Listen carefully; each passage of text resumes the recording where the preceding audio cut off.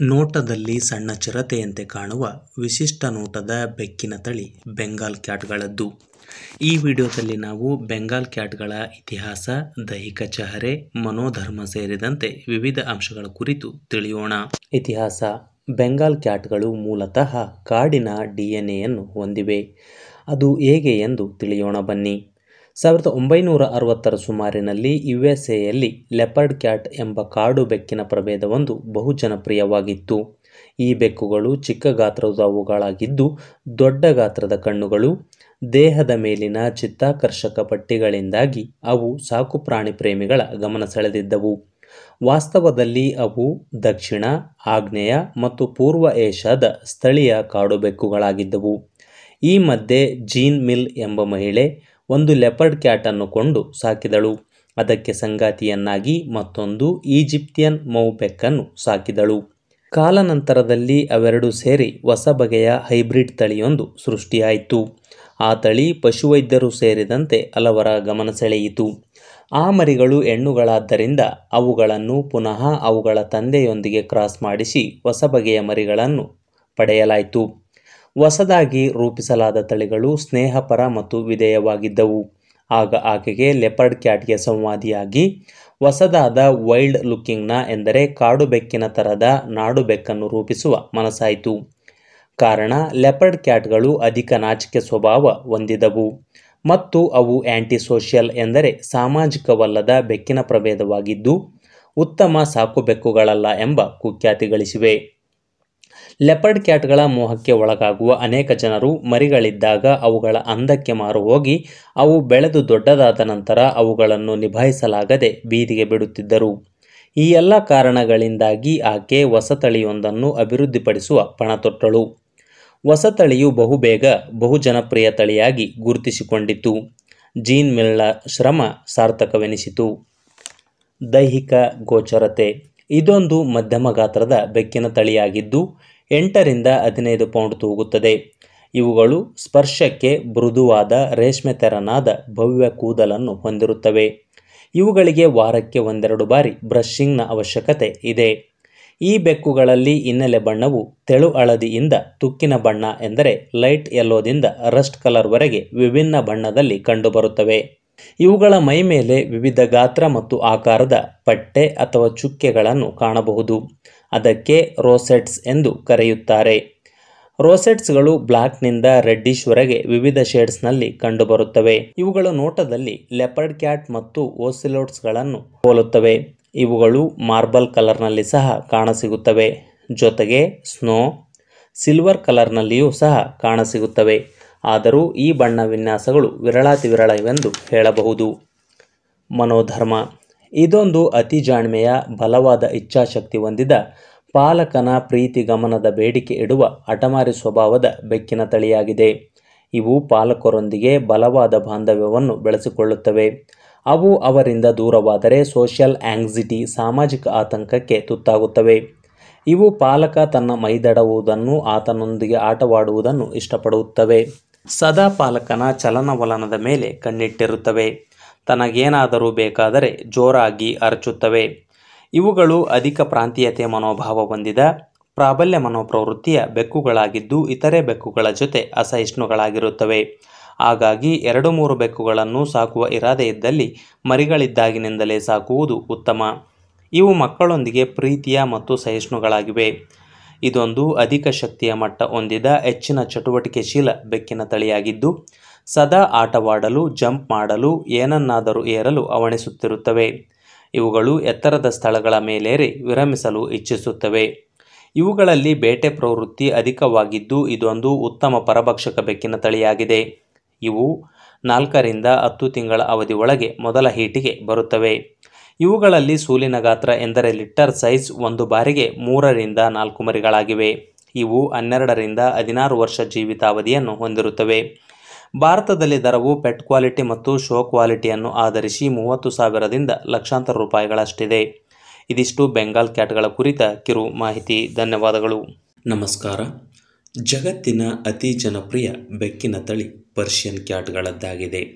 ಈ ವಿಡಿಯೋದಲ್ಲಿ ನಾವು ಪರ್ಷಿಯನ್ ಬೆಕ್ಕುಗಳ ಕುರಿತು ತಿಳಿಯೋಣ ಬನ್ನಿ. ಇತಿಹಾಸ: ಇವುಗಳು ಜಗತ್ತಿನ ಪುರಾತನ ಬೆಕ್ಕಿನ ತಳಿಗಳಲ್ಲಿ ಒಂದಾಗಿವೆ. ತುರ್ಕಿಶ್ ಅಂಗೋರಾ ತಳಿಗಳು ಇವುಗಳ ಪೂರ್ವಜರಾಗಿರಬಹುದು ಎಂದು ನಂಬಲಾಗುತ್ತದೆ. ಇವುಗಳ ಮೂಲ ಮೆಸೊಪೊಟೇಮಿಯಾವಾಗಿದ್ದು ಅದಕ್ಕೆ ಪರ್ಷಿಯಾ ಎಂದು ಸಹ ಕರೆಯುತ್ತಿದ್ದರು. ಅದು ಈಗ ಇರಾನ್ನಲ್ಲಿದೆ. ಇವುಗಳು 17ನೇ ಶತಮಾನದಲ್ಲಿ ಯುರೋಪಿಗೆ ಆಮದಾದವು. ಇರಾನ್ನಿಂದ ಇಟಲಿಗೆ, ಒಟೋಮನ್ ಸಾಮ್ರಾಜ್ಯದಿಂದ ಫ್ರಾನ್ಸ್ಗೆ ಇವುಗಳನ್ನು ಆಮದು ಮಾಡಿಕೊಳ್ಳಲಾಯಿತು. ಜೊತೆಗೆ ಆರಂಭಿಕ ಯುರೋಪಿಯನ್ ಅನ್ವೇಷಕರು ಇವುಗಳನ್ನು ಪರ್ಷಿಯಾದಿಂದ ಯುರೋಪಿಯನ್ ರಾಷ್ಟ್ರಗಳಿಗೆ ಕಳ್ಳಸಾಗಣೆ ಮಾಡಿದರು ಎಂದು ಸಹ ಉಲ್ಲೇಖಿಸಲಾಗಿದೆ. ಅವುಗಳ ಅಸಾಮಾನ್ಯ ಮುದ್ದಾದ ನೋಟ ಮತ್ತು ಸ್ನೇಹಪರ ವ್ಯಕ್ತಿತ್ವವು ಅವುಗಳನ್ನು ಬಹುಬೇಗ ಪ್ರಸಿದ್ಧಿಗೆ ತಂದು ಇಂಗ್ಲೆಂಡ್ನ ಕ್ಯಾಟ್ ಶೋಗಳಲ್ಲಿ ಭಾಗಿಯಾಗುವಂತೆ ಮಾಡಿತು. ಚಪ್ಪಟೆ ಮುಖ, ಕಿರಿದಾದ ಬಾಯಿಯಿಂದ ಗಮನ ಸೆಳೆಯುವ ಇವುಗಳಲ್ಲಿ 2 ಬಗೆಗಳಿವೆ. ಒಂದು ಸಾಂಪ್ರದಾಯಿಕ ಶೈಲಿ ಟ್ರೆಡಿಷನಲ್ ಸ್ಟೈಲ್ ಅಥವಾ ಡಾಲ್ ಫೇಸ್ಡ್ ಪರ್ಷಿಯನ್ ಕ್ಯಾಟ್. ಮತ್ತೊಂದು ಪೀಕ್ ಫೇಸ್ಡ್ ಅಥವಾ ಎಕ್ಸ್ಟ್ರೀಮ್ ಸ್ಟೈಲ್ ಪರ್ಷಿಯನ್ ಕ್ಯಾಟ್ ಎಂದು 2 ಪ್ರಕಾರಗಳಿವೆ. ಒಂದನೇದಾಗಿ ಡಾಲ್ ಫೇಸ್ನ ಪರ್ಷಿಯನ್ ಕ್ಯಾಟ್ಗಳ ಬಗ್ಗೆ ನೋಡುವುದಾದರೆ, ಈ ಸ್ಟೈಲ್ನಲ್ಲಿ ಬಾಯಿ ಕಾಣುವಂತಿದ್ದು ಅವುಗಳಲ್ಲಿ ಬಾಯಿ ಗಾತ್ರವು ಸರಾಸರಿಗಿಂತ ಕಿರಿದಾಗಿರುತ್ತದೆ. ಇವುಗಳಲ್ಲಿ ಆರೋಗ್ಯದ ಸಮಸ್ಯೆ ಕಡಿಮೆ, ನಿರ್ವಹಣೆ ಕಡಿಮೆ, ದರವೂ ಕಡಿಮೆ ಎಂಬ ಕಾರಣಕ್ಕೆ ಹಲವಾರು ಜನ ಇವಕ್ಕೆ ಆದ್ಯತೆ ಕೊಡುತ್ತಾರೆ. ಎರಡನೇದಾಗಿ ಎಕ್ಸ್ಟ್ರೀಮ್ ಸ್ಟೈಲ್ನ ಪರ್ಷಿಯನ್ ಕ್ಯಾಟ್. ಇವುಗಳಲ್ಲಿ ಹಣೆ, ಮೂಗು, ಗದ್ದವು ಒಂದೇ ವರ್ಟಿಕಲ್ ಅಲೈನ್ಮೆಂಟ್ ಎಂದರೆ ಒಂದೇ ಲಂಬ ಜೋಡಣೆಯಲ್ಲಿ ಕಂಡುಬರುತ್ತವೆ. ಇವುಗಳು 1960ರ ನಂತರದ ವರ್ಷಗಳಲ್ಲಿ ಅಭಿವೃದ್ಧಿ ಹೊಂದಿದವುಗಳಾಗಿವೆ. ಇವುಗಳು ಗಂಭೀರ ಆರೋಗ್ಯ ಸಮಸ್ಯೆಗಳಿಗೆ ತುತ್ತಾಗಬಹುದು ಎಂಬ ಭಯಕ್ಕೆ ಆರಂಭಿಕ ದಿನಗಳಲ್ಲಿ ಬ್ರೀಡರ್ಗಳು ಇವುಗಳ ಕಡೆ ಹೆಚ್ಚಿನ ಒಲವು ತೋರಲಿಲ್ಲ. ಆದಾಗ್ಯೂ ಈಗಿನ ದಿನಮಾನಗಳಲ್ಲಿ ಪ್ರಮುಖ ಕ್ಯಾಟ್ ಅಸೋಸಿಯೇಷನ್ಗಳು ಇವುಗಳಿಗೆ ಹೆಚ್ಚಿನ ಆದ್ಯತೆ ನೀಡುತ್ತವೆ. ಎರಡನೇದಾಗಿ ದೈಹಿಕ ಗೋಚರತೆ. ಇವುಗಳು ಮಧ್ಯಮ ಗಾತ್ರದ ತಳಿಗಳಾಗಿವೆ. ಇವುಗಳು 10ರಿಂದ 15 ಇಂಚು ಎತ್ತರ, 37ರಿಂದ 44 ಸೆಂಟಿಮೀಟರ್ ಉದ್ದ ಹೊಂದಿರುತ್ತವೆ. ಇವು 3.2ರಿಂದ 5.4 kg ತೂಕ ಹೊಂದಿರುತ್ತವೆ. ದುಂಡನೆಯ ಮುಖ, ದೊಡ್ಡದಾದ ವೃತ್ತಾಕಾರದ ಕಣ್ಣುಗಳು, ದೂರ ನೆಲೆಗೊಂಡ ಚಿಕ್ಕ ಕಿವಿಗಳು, ಬಹು ಉದ್ದವಾದ ಮೆತ್ತನೆಯ ದಟ್ಟ ಕೂದಲು, ಕಿರಿದಾದ ಕಾಲುಗಳು ಈ ತಳಿಯ ವಿಶೇಷತೆಯಾಗಿದೆ. ಕೋಟ್ ಪ್ಯಾಟರ್ನ್ನ ಆಧಾರದ ಮೇಲೆ ಪರ್ಷಿಯನ್ ಕ್ಯಾಟ್ಗಳಲ್ಲಿ ಕೆಲ ಬಗೆಗಳಿದ್ದು ಅವು ಇಂತಿವೆ. ಒಂದನೇದಾಗಿ ಎಕ್ಸೋಟಿಕ್ ಶಾರ್ಟ್ ಹೇರ್. ಮೂಲತಃ ಇದು ಶಾರ್ಟ್ ಫರ್ ಅಂದರೆ ಚಿಕ್ಕ ಕೂದಲಿನ ಪರ್ಷಿಯನ್ ಕ್ಯಾಟ್ ಆಗಿದೆ. ಎರಡನೇದಾಗಿ ಹಿಮಾಲಯನ್ ಕ್ಯಾಟ್. ಬೆರಗುಗೊಳಿಸುವ ಈ ತಳಿಯು ಪರ್ಷಿಯನ್ ಕ್ಯಾಟ್ನ ಒಂದು ಬಗೆ ಎಂದು ಹಲವಾರು ಕ್ಯಾಟ್ ಕ್ಲಬ್ಗಳು ಹೇಳಿದರೆ, ಮತ್ತೆ ಕೆಲವು ಇದನ್ನು ಪ್ರತ್ಯೇಕ ತಳಿ ಎಂದು ಗುರುತಿಸುತ್ತವೆ. ಹಿಮಾಲಯನ್ ಕ್ಯಾಟ್ಗಳು ಪರ್ಷಿಯನ್ ಕ್ಯಾಟ್ ಮತ್ತು ಸಯಾಮೀಸ್ಗಳ ಮಧ್ಯದ ಸಂಕರಣದಿಂದ ಸೃಷ್ಟಿಯಾದ ತಳಿಯಾಗಿದೆ. ಮೂರನೇದಾಗಿ ಚಿಂಚಿಲಾ. ಇವು ಬಹುತೇಕ ಬಿಳಿ ಬಣ್ಣದಲ್ಲಿ ಕಂಡುಬರುತ್ತವೆ. ಇವು ಹಸಿರು ಬಣ್ಣದ ಕಣ್ಣನ್ನು ಹೊಂದಿರುತ್ತವೆ. ಸೌತ್ ಆಫ್ರಿಕಾದಲ್ಲಿ ಇದನ್ನು ಪ್ರತ್ಯೇಕ ತಳಿ ಎಂದು ಪರಿಗಣಿಸಲಾಗಿದೆ. ಇದಿಷ್ಟೇ ಅಲ್ಲದೆ ಇತ್ತೀಚೆಗೆ ಟೀ ಕಪ್ ಅಥವಾ ಟಾಯ್ ವಿಧದ ಪರ್ಷಿಯನ್ ಕ್ಯಾಟ್ಗಳು ಸಹ ಲಭ್ಯವಾಗುತ್ತಿವೆ. ಆದರೆ ಅವು ಆರೋಗ್ಯದ ಗಂಭೀರ ಸಮಸ್ಯೆಗಳಿಗೆ ತುತ್ತಾಗುವ ಸಾಧ್ಯತೆ ಇರುವುದರಿಂದ ಟೀ ಕಪ್ ಅಥವಾ ಟಾಯ್ ಬ್ರೀಡ್ಗಳನ್ನು ನಿರಾಕರಿಸುವುದು ಸೂಕ್ತ. ನೆಕ್ಸ್ಟ್, ಮನೋಧರ್ಮ. ಇವುಗಳು ಶಾಂತತೆ, ನಿಶ್ಶಬ್ದತೆಯ ಆರಾಮದಾಯಕ ಮನೆಗಳನ್ನು ಹೆಚ್ಚು ಇಷ್ಟಪಡುತ್ತವೆ. ಸದಾ ಸದ್ದುಗದ್ದಲದಿಂದ ಕೂಡಿದ, ಮಕ್ಕಳು ಹೆಚ್ಚಿನ ಗದ್ದಲ ಮಾಡುವಂತಹ ಮನೆಗಳಿಗೆ ಇವು ಅಷ್ಟು ಸೂಕ್ತವಲ್ಲ. ಇವು ಅನಾವಶ್ಯಕವಾಗಿ ಕೂಗುವುದಿಲ್ಲ. ಏನಾದರೂ ಬೇಕಾದಲ್ಲಿ ಮಾತ್ರ ಕೂಗುತ್ತವೆ. ಇವುಗಳ ಮಿಯಾವ್ ಸದ್ದು ಸಹ ಮೃದುವೂ ಹಿತಕರವೂ ಆಗಿರುತ್ತದೆ. ಇವು ಅತಿ ಜಾಣ್ಮೆಯ, ಅತಿ ಕ್ರಿಯಾಶೀಲ ತಳಿಗಳಲ್ಲ. ಇವುಗಳು ಕೊಂಚ ಸೋಮಾರಿ ಪ್ರವೃತ್ತಿಯ ತಳಿಗಳೇ ಎಂದು ಹೇಳಬಹುದು. ಇವು ಮಾಲೀಕ ಮಾತ್ರವಲ್ಲದೆ ಅತಿಥಿಗಳು ಸಹ ಮುದ್ದಾಡುವುದನ್ನು, ಮೈದಡುವುದನ್ನು ಇಷ್ಟಪಡುತ್ತವೆ. ಅವು ಪಾಲಕರೊಂದಿಗೆ ಉತ್ತಮ ಬಾಂಧವ್ಯ ಬೆಳೆಸಿಕೊಂಡರೆ ಅವು ಸದಾ ಪಾಲಕನ ಕಾಲ ಬಳಿಯೇ ತಿರುಗುತ್ತಿರುತ್ತವೆ. ಅವು ಸದಾ ಪಾಲಕನ ಗಮನ, ಪ್ರೀತಿಯನ್ನು ಬಯಸುತ್ತವೆ. ನೀವು ಕಚೇರಿ ಮುಗಿಸಿ ಮನೆಗೆ ಬರುವುದನ್ನೇ ಕಾಯುತ್ತಾ ನಿಮ್ಮನ್ನು ಸ್ವಾಗತಿಸಲು ಬಾಗಿಲ ಬಳಿಯೇ ಜಾತಕ ಪಕ್ಷಿಯಂತೆ ಕಾಯುತ್ತಾ ಕುಳಿತುಕೊಳ್ಳುತ್ತವೆ. ನಿಮ್ಮ ಮಡಿಲಿನಲ್ಲಿ ಮಲಗಿ ವಿರಮಿಸಲು ಬಯಸುತ್ತವೆ. ಇವು ಇಂಟರ್ಯಾಕ್ಟಿವ್ ಟಾಯ್ಗಳನ್ನು ಹೆಚ್ಚು ಇಷ್ಟಪಡುತ್ತವೆ. ಇವು ಮಕ್ಕಳೊಂದಿಗೆ ಸಹಿಷ್ಣುವಾಗಿರುತ್ತವೆ. ಎಂದಾಗ್ಯೂ ಅತಿ ಚಿಕ್ಕ ಮಕ್ಕಳು ಅವುಗಳೊಂದಿಗೆ ದುರ್ವರ್ತನೆಯಿಂದ ನಡೆದುಕೊಳ್ಳುವಂತಹ ಮಕ್ಕಳಿರುವ ಮನೆಗೆ ಇವು ಸೂಕ್ತವಲ್ಲ. ಇವುಗಳು ಮಾನವರ ಮೇಲೆ ದಾಳಿ ಮಾಡುವ ಸಾಧ್ಯತೆ ಕಡಿಮೆ ಎನ್ನಬಹುದು. ಇವುಗಳು ಇತರೆ ಬೆಕ್ಕುಗಳಂತೆ ತೀರಾ ಎತ್ತರದ ಸ್ಥಳಗಳಲ್ಲಿ ವಿರಮಿಸಲು ಅಷ್ಟಾಗಿ ಇಚ್ಛಿಸಲಾರವು. ಆದಾಗ್ಯೂ ಅವು ಆರಾಮದಾಯಕ ತಣ್ಣನೆ ಸ್ಥಳಗಳಲ್ಲಿ ವಿರಮಿಸಲು ಹೆಚ್ಚು ಆದ್ಯತೆ ಕೊಡುತ್ತವೆ. ಪರಭಕ್ಷಕ ಪ್ರಾಣಿಗಳ ದಾಳಿ ಅಪಘಾತಗಳನ್ನು ತಪ್ಪಿಸಲು, ಕೋಟ್ಗೆ ಧೂಳು ಪರಾವಲಂಬಿಗಳು ಮುತ್ತದಂತೆ ತಡೆಯಲು, ಬೆಕ್ಕು ಮತ್ತು ಕುಟುಂಬದ ಆರೋಗ್ಯದ ಹಿತದೃಷ್ಟಿಯಿಂದ ಅವುಗಳನ್ನು ಇಂಡೋರ್ ಕ್ಯಾಟ್ಗಳನ್ನಾಗಿ ಮನೆ ಒಳಗೆ ಸಾಕಬೇಕು. ಖುಷಿಯ ವಿಚಾರವೆಂದರೆ ಇವುಗಳು ಇತರೆ ಬೆಕ್ಕುಗಳಂತೆ ಹೊರಗೆ ತಿರುಗುವ, ಹೊಸದನ್ನು ಅನ್ವೇಷಿಸುವ ಹಂಬಲವನ್ನು ಹೊಂದಿರುವುದಿಲ್ಲ. ನಂತರದಲ್ಲಿ ಕಾಳಜಿ. ಇವು ಚಪ್ಪಟೆ ಮುಖ ಮತ್ತು ಉದ್ದ ಕೂದಲನ್ನು ಹೊಂದಿದ ಪರಿಣಾಮ ಇವುಗಳಿಗೆ ರೆಗ್ಯುಲರ್ ಗ್ರೂಮಿಂಗ್ನ ಅವಶ್ಯಕತೆ ಇದೆ. ಬೆಕ್ಕನ್ನು ಶುಚಿಯಾಗಿಡಲು ಮತ್ತು ಕೂದಲನ್ನು ಗಂಟು ಮುಕ್ತವಾಗಿಡಲು ಪ್ರತಿದಿನ ತಪ್ಪದೆ ಕನಿಷ್ಠ 15 ನಿಮಿಷಗಳ ಕಾಲ ಬ್ರಷಿಂಗ್ ಮಾಡಬೇಕು. ಚಪ್ಪಟೆ ಮುಖದ ಬಿಳಿ ಬಣ್ಣದ ನಾಯಿ ಬೆಕ್ಕುಗಳಲ್ಲಿ ಕಣ್ಣಿನಿಂದ ನೀರು ಸೋರಿ ಆ ಕಲೆಯು ಹಾಗೆಯೇ ಕಪ್ಪಗೆ ಉಳಿದು ಬಿಡುತ್ತದೆ. ಅದನ್ನು ರೆಕೂನ್ ಐ ಎಂದು ಕರೆಯುತ್ತಾರೆ. ಈ ರೀತಿಯ ಕಲೆ ಉಂಟಾಗಬಾರದು ಎಂದಾದರೆ ಪ್ರತಿದಿನ 2 ಬಾರಿ ಹತ್ತಿ ಉಂಡೆಯನ್ನು ಬಿಸಿ ನೀರಿನಲ್ಲಿ ಅದ್ದಿ ಅದರಿಂದ ಕಣ್ಣು ಅದರ ಕೆಳಗಿನ ಪ್ರದೇಶವನ್ನು ಒರೆಸಬೇಕು. ವಾರಕ್ಕೆ 1 ಅಥವಾ 2 ಬಾರಿ ಸ್ನಾನ ಮಾಡಿಸಬೇಕು. ಪರ್ಷಿಯನ್ ಕ್ಯಾಟ್ಗಳನ್ನು ಸಾಕಿದಾಗ ಅವುಗಳ ಕಾಳಜಿ ವಿಚಾರವಾಗಿ ಪ್ರತಿದಿನ ಒಂದಷ್ಟು ಸಮಯವನ್ನು ಕಡ್ಡಾಯವಾಗಿ ಮೀಸಲಿಡಲೇಬೇಕು. ಹಾಗಾಗಿ ಅವುಗಳನ್ನು ಸಾಕುವ ಮುನ್ನ ಈ ಬಗ್ಗೆ ಒಂದಷ್ಟು ಯೋಚಿಸಿ. ನಂತರದಲ್ಲಿ ಆರೋಗ್ಯ. ಇವುಗಳು ಚಪ್ಪಟೆ ಮುಖವನ್ನು ಹೊಂದಿರುವುದರಿಂದ ಸಹಜವಾಗಿ ಇವುಗಳಲ್ಲಿ ಉಸಿರಾಟದ ಸಮಸ್ಯೆ ಕಂಡುಬರುತ್ತದೆ. ಜೊತೆಗೆ ಕಣ್ಣು ಮತ್ತು ದಂತ ಸಂಬಂಧಿ ಕಾಯಿಲೆಗಳ ಭೀತಿ ಇರುತ್ತದೆ. ಮುಂದುವರೆದಂತೆ ಇವುಗಳು PKD ಎಂದರೆ ಪಾಲಿಸಿಸ್ಟಿಕ್ ಕಿಡ್ನಿ ಡಿಸೀಸ್ಗೆ ತುತ್ತಾಗುವ ಸಾಧ್ಯತೆ ಹೆಚ್ಚಾಗಿರುತ್ತದೆ. ಇದೊಂದು ಆನುವಂಶಿಕ ಕಾಯಿಲೆಯಾಗಿದ್ದು ಬೆಕ್ಕುಗಳಲ್ಲಿ ವಿಶೇಷವಾಗಿ ಪರ್ಷಿಯನ್ ಕ್ಯಾಟ್ಗಳಲ್ಲಿ ಹೆಚ್ಚಾಗಿ ಕಂಡುಬರುತ್ತದೆ. 36ರಿಂದ 49% ಪರ್ಷಿಯನ್ ಕ್ಯಾಟ್ಗಳು ಈ ಕಾಯಿಲೆಗೆ ತುತ್ತಾಗಿ ಮರಣಿಸುತ್ತವೆ. ಎಕ್ಸೋಟಿಕ್ ಶಾರ್ಟ್ ಹೇರ್ ಮತ್ತು ಚಿಂಚಿಲಾಗಳಲ್ಲಿ 3ರಲ್ಲಿ 1 ಬೆಕ್ಕು PKD ಕಾಯಿಲೆಗೆ ತುತ್ತಾಗುತ್ತವೆ. ಸಿಸ್ಟ್ ಎಂದರೆ ನೀರು ತುಂಬಿದ ಚೀಲದಂತಹ ರಚನೆಯು ಕಿಡ್ನಿಗಳಲ್ಲಿ ಆರಂಭದಿಂದಲೂ ಇದ್ದು ಅದು ಬೆಳೆದಂತೆ ಸಿಸ್ಟ್ಗಳು ಸಹ ಬೆಳೆದು ಅವು ಕಿಡ್ನಿಯ ಕಾರ್ಯಚಟುವಟಿಕೆಗೆ ಅಡ್ಡಿಪಡಿಸಿ ಕಿಡ್ನಿ ವೈಫಲ್ಯಕ್ಕೆ ಕಾರಣವಾಗಬಹುದು. ಕೆಲವು ಬೆಕ್ಕುಗಳಲ್ಲಿ ಬೇಗನೆ ಲಕ್ಷಣಗಳನ್ನು ತೋರುವ ಇವು ಬಹುತೇಕ ಬೆಕ್ಕುಗಳಲ್ಲಿ 7 ವರ್ಷದ ನಂತರ ತಮ್ಮ ಪ್ರಭಾವವನ್ನು ತೋರಲು ಆರಂಭಿಸುತ್ತವೆ. DNA ಸ್ಕ್ರೀನಿಂಗ್ ಮೂಲಕ ಕ್ಯಾಟ್ಗಳು ಈ ಕಾಯಿಲೆ ಹೊತ್ತ ಜೀನ್ಗಳನ್ನು ಹೊಂದಿವೆಯೇ ಇಲ್ಲವೇ ಎಂದು ಪತ್ತೆ ಹಚ್ಚಬಹುದಾಗಿದೆ. ಬ್ರೀಡರ್ಗಳು ಸಹ PKD ರಹಿತ ಬೆಕ್ಕುಗಳನ್ನೇ ಬ್ರೀಡಿಂಗಿಗೆ ಬಳಸುವುದು ಉತ್ತಮ. ಅದೇ ರೀತಿ 6ರಿಂದ 7% ಪರ್ಷಿಯನ್ ಕ್ಯಾಟ್ಗಳು ಹೈಪರ್ಟ್ರೋಪಿಕ್ ಕಾರ್ಡಿಯಾಕ್ ಮಯೋಪತಿ ಕಾಯಿಲೆಗೆ ತುತ್ತಾಗಿ ದಿಢೀರನೆ ಸಾಯುವ ಸಾಧ್ಯತೆ ಇರುತ್ತದೆ. ಹೆಚ್ಚಿನ ಪರ್ಷಿಯನ್ ಕ್ಯಾಟ್ಗಳಲ್ಲಿ ಪ್ರೋಗ್ರೆಸಿವ್ ರೆಟಿನಲ್ ಆಟ್ರೋಪಿ ಬಾಧಿಸುವ ಸಾಧ್ಯತೆಯೂ ಇರುತ್ತದೆ. ಇವುಗಳಲ್ಲಿ ಫ್ಲಾಟ್ ಫೇಸ್, ಇನ್ಕರೆಕ್ಟ್ ಬೈಟ್ನಿಂದಾಗಿ ಅವುಗಳಲ್ಲಿ ದಂತ ಸಮಸ್ಯೆಗಳು ಸಹ ಅಧಿಕ. ಹಾಗಾಗಿ ಅವುಗಳಿಗೆ ನಿಯಮಿತವಾಗಿ ಲಸಿಕೆ, ಆರೋಗ್ಯ ತಪಾಸಣೆ, ಆಹಾರ ವಿಹಾರದಲ್ಲಿ ಸಮತೋಲನ ಕಾಯ್ದುಕೊಂಡಾಗ ಹೆಚ್ಚಿನ ಕಾಲ ಜೀವಿಸಬಲ್ಲವು. ಇವುಗಳ ಸರಾಸರಿ ಜೀವಿತಾವಧಿ 12ರಿಂದ 14 ವರ್ಷವಾಗಿದೆ. ಇವು 5-6 ತಿಂಗಳ ನಂತರ ಮೊದಲ ಹೀಟಿಗೆ ಬರುತ್ತವೆಯಾದರೂ ಅವು ಲೈಂಗಿಕ ಪಕ್ವತೆಯನ್ನು ಪಡೆಯುವುದು 15ರಿಂದ 18 ತಿಂಗಳ ಅವಧಿಯಲ್ಲಿ. ಇವು ಸರಾಸರಿ 3ರಿಂದ 6 ಮರಿಗಳಿಗೆ ಜನ್ಮ ನೀಡುತ್ತವೆ. ಪ್ರಸ್ತುತ ಇವುಗಳ ದರವು ಅವುಗಳ ಮುಖರಚನೆ, ಬಣ್ಣ, ಲಿಂಗ, ಬ್ಲಡ್ ಲೈನ್, ಬ್ರೀಡರ್ ಲಭ್ಯತೆಯನ್ನು ಅವಲಂಬಿಸಿ 6-7 ಸಾವಿರದಿಂದ ಆರಂಭವಾಗಿ ಲಕ್ಷದವರೆಗೂ ಇದೆ. ಇದಿಷ್ಟು ಪರ್ಷಿಯನ್ ಕ್ಯಾಟ್ಗಳ ಫ್ಯಾಕ್ಟ್ಸ್ ಮತ್ತು ಕೇರ್ ಕುರಿತ ಕಿರು ಮಾಹಿತಿ. ಧನ್ಯವಾದಗಳು. ನಮಸ್ಕಾರ. ಮೈ ತುಂಬ ಉದ್ದನೆಯ ಮೆದುವಾದ ಕೂದಲು, ದೊಡ್ಡದಾದ ಸುಂದರ ಕಣ್ಣುಗಳು, ದೊಡ್ಡ ಬಾಲದಿಂದ ಗಮನ ಸೆಳೆಯುವ ಬೆಕ್ಕಿನ ತಳಿ ಸೈಬೀರಿಯನ್ ಕ್ಯಾಟ್ಗಳಾಗಿವೆ. ಇದು ರಷ್ಯಾದ ಸ್ಥಳೀಯ ಕಾಡು ಬೆಕ್ಕಾಗಿದೆ. ಇದರ ಅಧಿಕೃತ ಹೆಸರು ಸಹ ಸೈಬೀರಿಯನ್ ಫಾರೆಸ್ಟ್ ಕ್ಯಾಟ್ ಎಂದಾಗಿದೆ. ಆದರೆ ಇದನ್ನು ಸೈಬೀರಿಯನ್ ಅಥವಾ ಸೈಬೀರಿಯನ್ ಕ್ಯಾಟ್ ಎಂದು ಚಿಕ್ಕದಾಗಿ ಕರೆಯಲಾಗುತ್ತದೆ.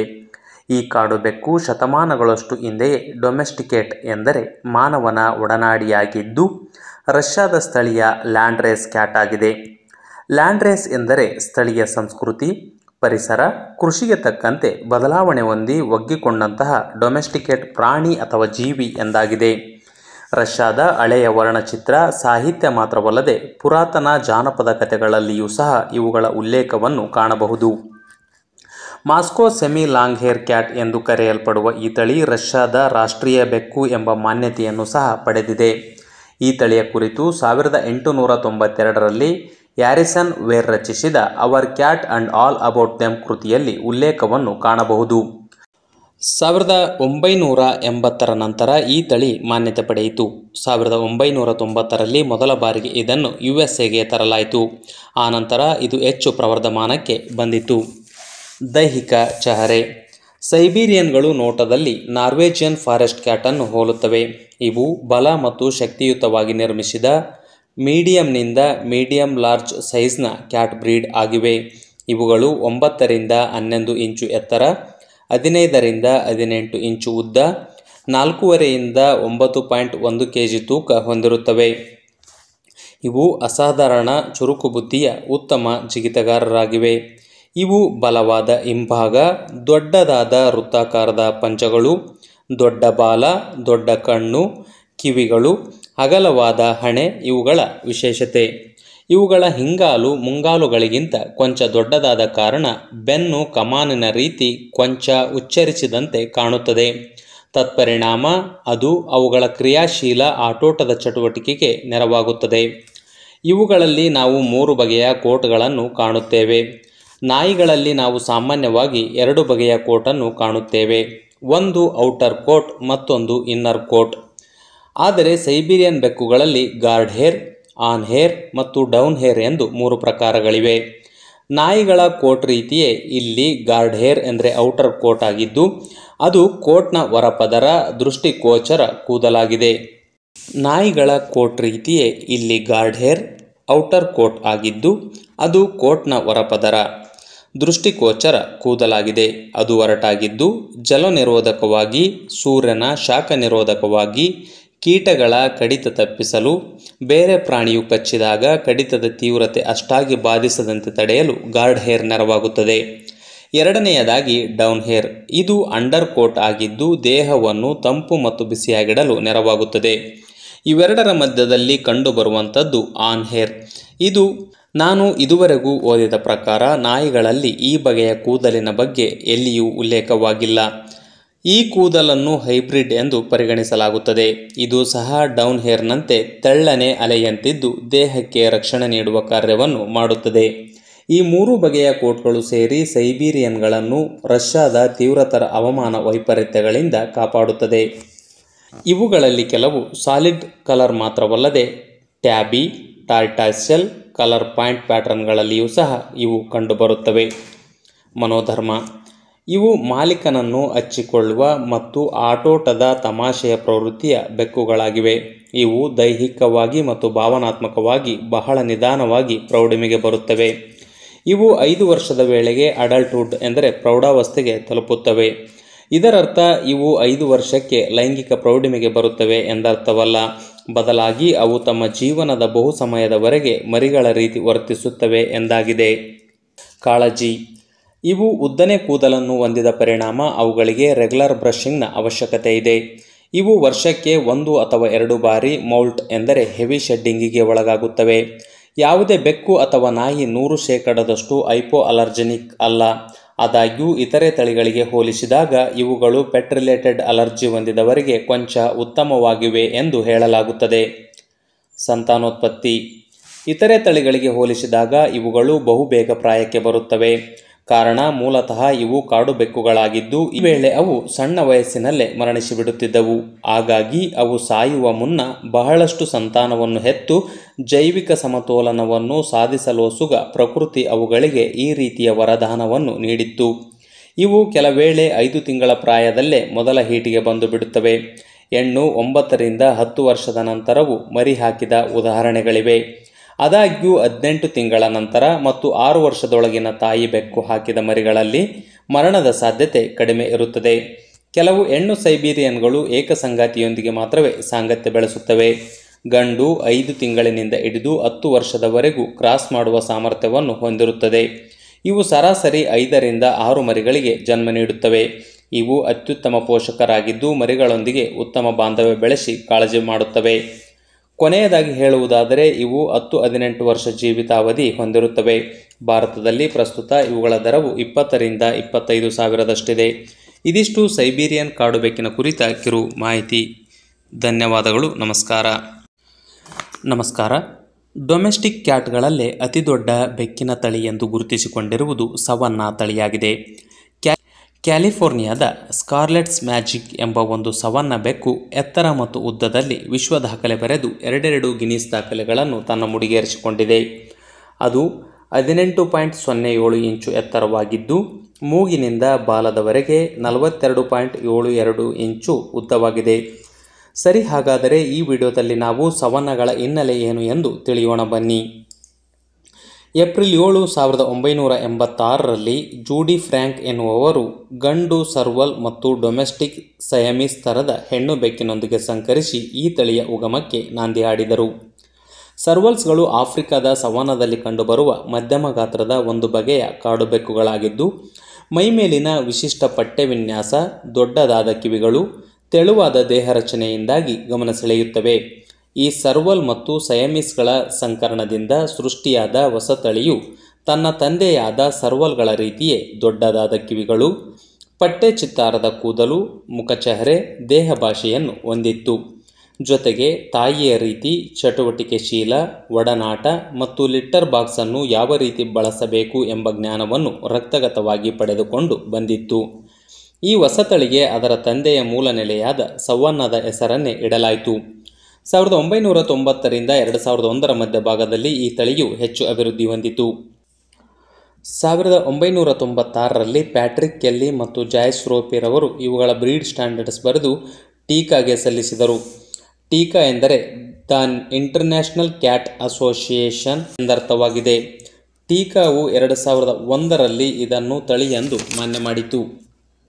2012ರ ಮೇನಲ್ಲಿ ಈ ತಳಿಯನ್ನು ಚಾಂಪಿಯನ್ಶಿಪ್ ಬ್ರೀಡ್ ಎಂದು ಸ್ವೀಕರಿಸಿತು.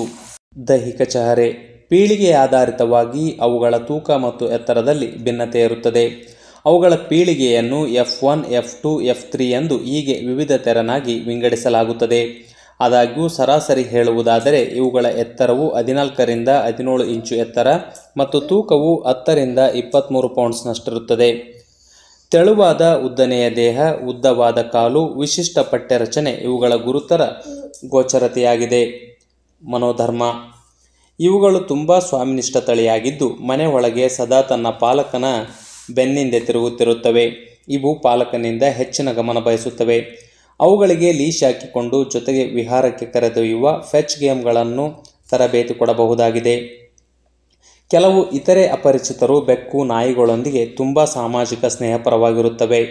ಆದಾಗ್ಯೂ ಇನ್ನೂ ಕೆಲವು ಅದಕ್ಕೆ ವ್ಯತಿರಿಕ್ತವಾಗಿದ್ದು ಓಡಿ ಹೋಗುವ, ಅಡಗಿ ಕೂರುವ, ತಿರುಗಿ ಬೀಳುವ ಸಾಧ್ಯತೆಯನ್ನು ಹೊಂದಿರುತ್ತವೆ. ಬ್ರೀಡರ್ಗಳ ಪ್ರಕಾರ ಮೊದಲ ಪೀಳಿಗೆ ಅಂದರೆ F1 ಮತ್ತು F2 ಜನರೇಷನ್ಗಳಲ್ಲಿ 50% ಸವನ್ನಾಗಳು ಭಯ ಮತ್ತು ಆತಂಕವನ್ನು ಪ್ರದರ್ಶಿಸುತ್ತವೆ. ಹಾಗಾಗಿ ಬಾಲ್ಯದಿಂದಲೇ ಸಾಮಾಜೀಕರಣದ ಅವಶ್ಯಕತೆ ಇರುತ್ತದೆ. ಇವು ಎತ್ತರದ ಸ್ಥಳಗಳಿಗೆ ಜಂಪ್ ಮಾಡಿ ಅಲ್ಲಿ ವಿರಮಿಸುವ ಆಸಕ್ತಿಯನ್ನು ಹೊಂದಿರುತ್ತವೆ. ಇವು ಸಾಮಾನ್ಯವಾಗಿ ಕದಗಳು, ಫ್ರಿಡ್ಜ್, ಸೆಲ್ಫ್ಗಳ ಮೇಲೆ ಹತ್ತಿ ಕೂರುವ ಅಭ್ಯಾಸ ಹೊಂದಿರುತ್ತವೆ. ಸಾಮಾನ್ಯವಾಗಿ ಬೆಕ್ಕುಗಳು ನೀರನ್ನು ಅಷ್ಟಾಗಿ ಇಷ್ಟಪಡುವುದಿಲ್ಲ. ಆದರೆ ಇವುಗಳು ನೀರಿಗೆ ಹೆದರುವುದಿಲ್ಲ. ಅವು ನೀರಿನಲ್ಲಿ ಮುಳುಗಿ ಆಟವಾಡಲು ಬಯಸುವಂಥವುಗಳಾಗಿವೆ.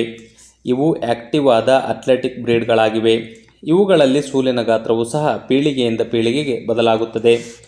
F1 ಜನರೇಷನ್ನ ಕ್ಯಾಟ್ಗಳು ಸರಾಸರಿ 1ರಿಂದ 3, F2 ಜನರೇಷನ್ನ ಕ್ಯಾಟ್ಗಳು ಸರಾಸರಿ 1ರಿಂದ 4, F3 ಜನರೇಷನ್ನ ಕ್ಯಾಟ್ಗಳು ಸರಾಸರಿ 2ರಿಂದ 4, ಪ್ಯೂರ್ ಬ್ರೀಡ್ ಜನರೇಷನ್ನ ಕ್ಯಾಟ್ಗಳು 3ರಿಂದ 5 ಮರಿಗಳನ್ನು ಹಾಕುತ್ತವೆ. ಇವು 12ರಿಂದ 20 ವರ್ಷ ಜೀವಿತಾವಧಿಯನ್ನು ಹೊಂದಿರುತ್ತವೆ. ಇದಿಷ್ಟು ಸವನ್ನಾ ಬೆಕ್ಕುಗಳ ಕುರಿತ ಕಿರು ಮಾಹಿತಿ. ಧನ್ಯವಾದಗಳು. ನಮಸ್ಕಾರ. ನಮ್ಮ ಸುತ್ತಲೂ ಕಾಣಸಿಗುವ ಸ್ಥಳೀಯ ಬೆಕ್ಕಿನ ತಳಿ ಭಾರತೀಯ ಬೆಕ್ಕು, ಇಂಡಿಯನ್ ಬಿಲ್ಲಿ ಅಥವಾ ಇಂಡಿಯನ್ ಸ್ಟ್ರೀಟ್ ಕ್ಯಾಟ್ ಆಗಿದೆ. ಇಂಡಿಯನ್ ಬಿಲ್ಲಿಯ ಉಲ್ಲೇಖವನ್ನು ಪುರಾತನ ಸಾಹಿತ್ಯ, ವರ್ಣಚಿತ್ರ ಅಥವಾ ಇನ್ನಾವುದೇ ದಾಖಲೆಗಳಲ್ಲಿ ಕಾಣಲು ಸಾಧ್ಯವಿಲ್ಲ. ಕಾರಣ ಭಾರತೀಯರು ನಾಯಿ ಬೆಕ್ಕುಗಳಂತಹ ಸಾಕು ಪ್ರಾಣಿಗಳಿಗೆ ಜಾಸ್ತಿ ಆದ್ಯತೆಯನ್ನು ನೀಡುತ್ತಿರಲಿಲ್ಲ. ಹಾಗಾಗಿ ಅವುಗಳ ಇತಿಹಾಸದ ಕುರಿತು, ಉಗಮದ ಕುರಿತು ನಮಗೆ ಸ್ಪಷ್ಟ ಹಿನ್ನೆಲೆ ತಿಳಿದುಬರುವುದಿಲ್ಲ. ಆದಾಗ್ಯೂ ನಾವು ಇಂದು ಕಾಣುವ ಸಾಕು ಬೆಕ್ಕುಗಳ ಪೂರ್ವಜ ಆಫ್ರಿಕನ್ ವೈಲ್ಡ್ ಕ್ಯಾಟ್ ಆಗಿದೆ.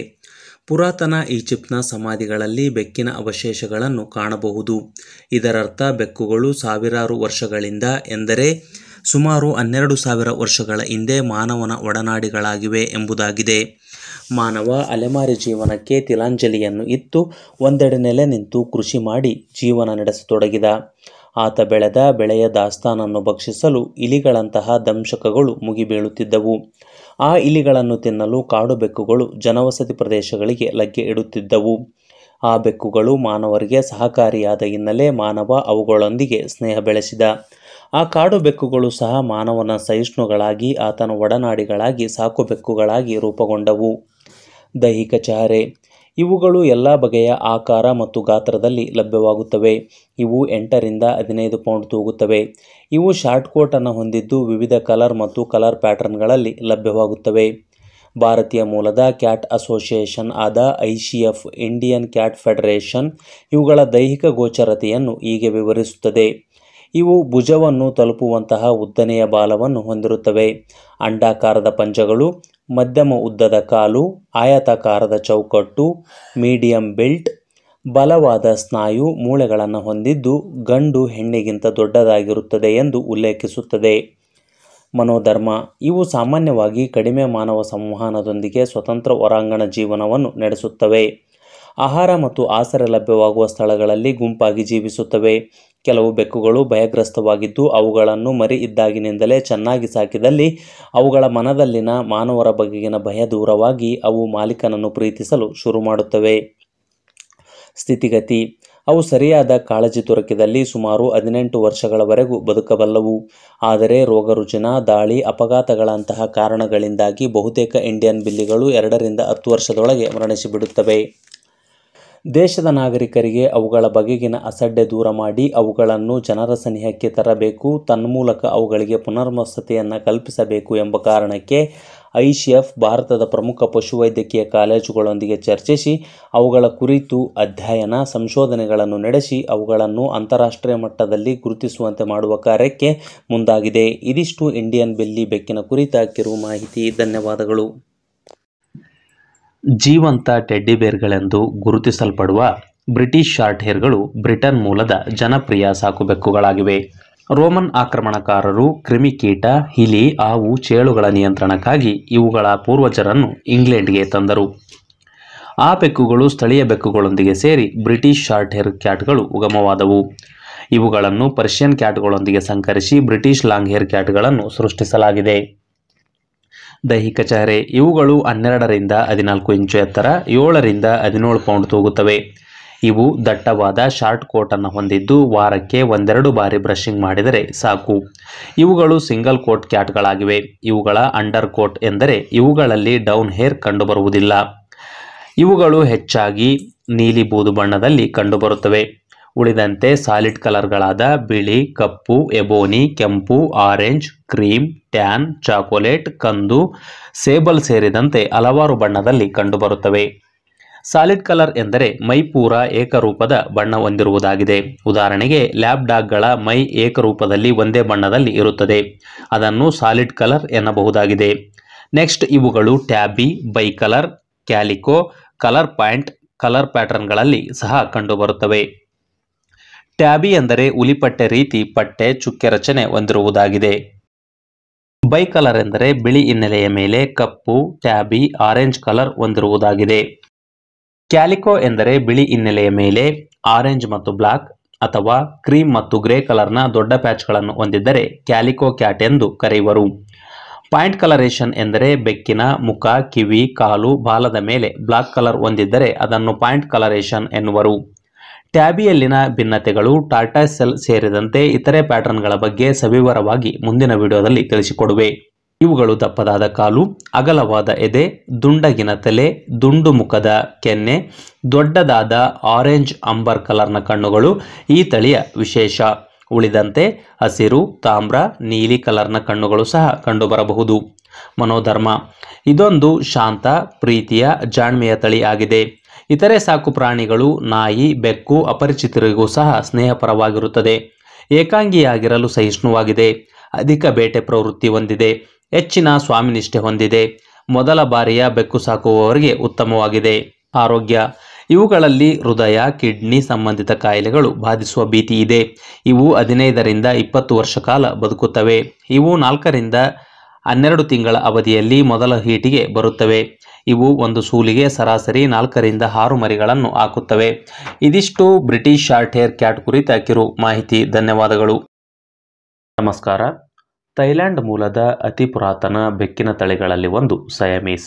ಈ ವಿಡಿಯೋದಲ್ಲಿ ಅವುಗಳ ಇತಿಹಾಸ, ದೈಹಿಕ ಚಹರೆ, ಮನೋಧರ್ಮ ಸೇರಿದಂತೆ ವಿವಿಧ ಆಸಕ್ತಿದಾಯಕ ಅಂಶಗಳ ಕುರಿತು ತಿಳಿಯೋಣ. ಒಂದನೇದಾಗಿ ಇತಿಹಾಸ. ಇದು ಅತಿ ಪುರಾತನ ತಳಿಗಳಲ್ಲಿ ಒಂದಾಗಿದೆ. 14ನೇ ಶತಮಾನದ ಥೈಲ್ಯಾಂಡ್ನ ಹಸ್ತಪ್ರತಿಗಳಲ್ಲಿ ಸಯಾಮೀಸ್ಗಳ ಉಲ್ಲೇಖವನ್ನು ಕಾಣಬಹುದು. ಥೈಲ್ಯಾಂಡ್ನ ಪುರಾತನ ರಾಜರು ಅವುಗಳ ವಿಶಿಷ್ಟ ಅಸಾಮಾನ್ಯ ಗೋಚರತೆಗಾಗಿ ಸಾಕುತ್ತಿದ್ದರು. ತಾವು ಸತ್ತಾಗ ತಮ್ಮ ಆತ್ಮವನ್ನು ಅವುಗಳು ಸ್ವೀಕರಿಸುತ್ತವೆ ಎಂದು ಅವರು ನಂಬಿದ್ದರು. ಈ ಬೆಕ್ಕುಗಳನ್ನು ಪವಿತ್ರವಾದವು ಎಂದು ನಂಬಲಾಗುತ್ತಿತ್ತು. ಅವುಗಳನ್ನು ಬೌದ್ಧ ವಿಹಾರಗಳಲ್ಲಿ ಸಾಕಲಾಗುತ್ತಿತ್ತು. 1871ರಲ್ಲಿ ಲಂಡನ್ನ ಕ್ರಿಸ್ಟಲ್ ಪ್ಯಾಲೇಸ್ನಲ್ಲಿ ನಡೆದ ಕ್ಯಾಟ್ ಶೋ ಒಂದರಲ್ಲಿ ಇವುಗಳನ್ನು ಪ್ರದರ್ಶಿಸಲಾಯಿತು. ಸಾವಿರಾರು ವರ್ಷಗಳಿಂದ ಇವುಗಳನ್ನು ಏಷ್ಯಾದಲ್ಲಿ ಸಾಕುತ್ತಿದ್ದರೂ ಸಹ ಇವು ಅಮೆರಿಕಕ್ಕೆ ಪರಿಚಿತವಾದದ್ದು 1879ರಲ್ಲಿ. ಯುಎಸ್ಎಯ ರಾಜತಾಂತ್ರಿಕರಿಗೆ ಉಡುಗೊರೆಯಾದ ಸಯಾಮೀಸ್ ಬೆಕ್ಕೊಂದನ್ನು ಅಮೆರಿಕದ ಅಂದಿನ ಅಧ್ಯಕ್ಷರಾಗಿದ್ದ ರುದರ್ಫೋರ್ಡ್ ರವರ ಪತ್ನಿ ಲೂಸಿ ಹೇಸ್ ರವರು ಸಾಕಿದ್ದರು. ಅದರ ಹೆಸರು ಸಿಯಾಮ್ ಎಂದಾಗಿತ್ತು. ಇದು ಹಲವಾರು ಹಾಲಿವುಡ್ ಚಿತ್ರಗಳಲ್ಲಿ ಅಭಿನಯಿಸಿದೆ. ಅದರಲ್ಲಿ ಮುಖ್ಯವಾದವು ಎಂದರೆ incredible journey, the lady and the tramp, the darn cat ಸೇರಿದಂತೆ ಹಲವಾರು ಚಿತ್ರಗಳಲ್ಲಿ ಅಭಿನಯಿಸಿವೆ. ದ ಡಾರ್ನ್ ಕ್ಯಾಟ್ ಎಂಬ ಚಿತ್ರದ ಕಥಾಹಂದರವು ಬೇವುಗಾರಿಕೆ ತಡೆಯಲು ನೆರವಾಗುವ ಡಿಸಿ ಅಂದರೆ ಡಾರ್ನ್ ಕ್ಯಾಟ್ ಎಂಬ ಸಯಾಮೀಸ್ ಬೆಕ್ಕಿನ ನೈಜ ಕಥೆ ಆಧಾರಿತವಾಗಿದೆ. 1960ರ ದಶಕದಲ್ಲಿ ರಷ್ಯಾದ ಮಾಸ್ಕೋದಲ್ಲಿದ್ದ ಡಚ್ ರಾಯಭಾರ ಕಚೇರಿಯಲ್ಲಿದ್ದ 2 ಸಯಾಮೀಸ್ ಬೆಕ್ಕಿನ ಮರಿಗಳು ಗೋಡೆಯೊಂದನ್ನು ಪರಚಲು ಶುರು ಮಾಡಿದವು. ಆ ವೇಳೆ ಗೋಡೆಯನ್ನು ಒಡೆದು ನೋಡಿದಾಗ ಮಾನವರು ಪತ್ತೆ ಹಚ್ಚಲು ಸಾಧ್ಯವಾಗದಂತಹ 30 ಸಣ್ಣ ಸಣ್ಣ ಮೈಕ್ರೋಫೋನ್ಗಳನ್ನು ಅದರಲ್ಲಿ ಅಡಗಿಸಿ ಇಡಲಾಗಿತ್ತು. ಈ ಸಂಗತಿ ಆಧರಿಸಿಯೇ ದ ಡಾರ್ನ್ ಕ್ಯಾಟ್ ಚಿತ್ರವನ್ನು ನಿರ್ಮಿಸಲಾಗಿತ್ತು. ಇವುಗಳನ್ನು ಬಳಸಿಕೊಂಡು ಇತರೆ ತಳಿಗಳನ್ನು ಸಹ ಸೃಷ್ಟಿಸಲಾಗಿದೆ. ಅವು ಎಂದರೆ Ocicat, Himalayans, oriental cat, Burmese ಕ್ಯಾಟ್ಗಳನ್ನು ಸೃಷ್ಟಿಸಲಾಗಿದೆ. ದೈಹಿಕ ಗೋಚರತೆ.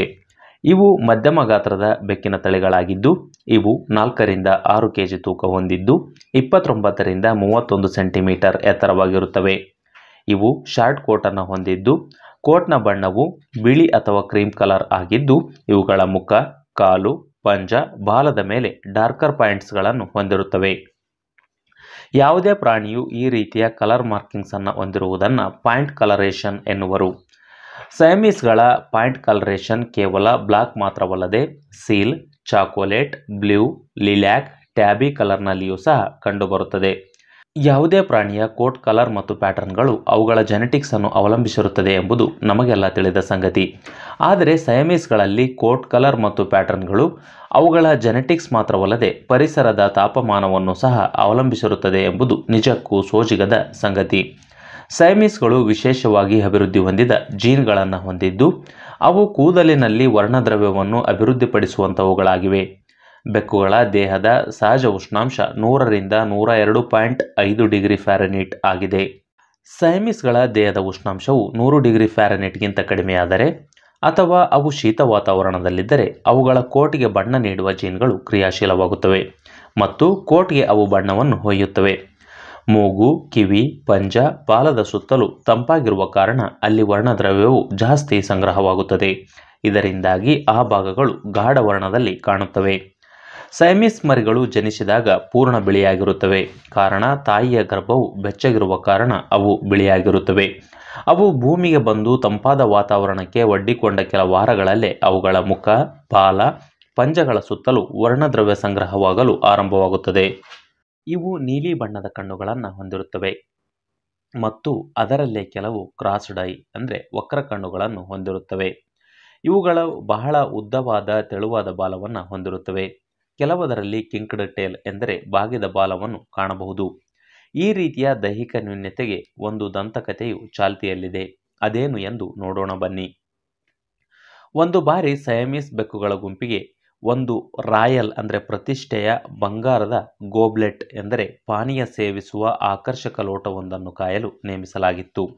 ಅವು ತಮ್ಮ ಕಾರ್ಯವನ್ನು ನಿರ್ವಹಿಸುತ್ತಾ ತಮ್ಮ ಕಣ್ಣುಗಳೇ ವಕ್ರವಾಗುವ ರೀತಿ ದೃಷ್ಟಿಸಿ ನೋಡಿದವು ಮತ್ತು ಹೆಚ್ಚುವರಿ ಭದ್ರತೆಗಾಗಿ ತಮ್ಮ ಬಾಲವನ್ನು ಗೋಬ್ಲೆಟ್ಗಳ ಸುತ್ತಲೂ ಸುತ್ತಿದ್ದರ ಪರಿಣಾಮ ಅವುಗಳ ಬಾಲ ಶಾಶ್ವತವಾಗಿ ಬಾಗಿತು ಎಂದು ಹೇಳಲಾಗುತ್ತದೆ.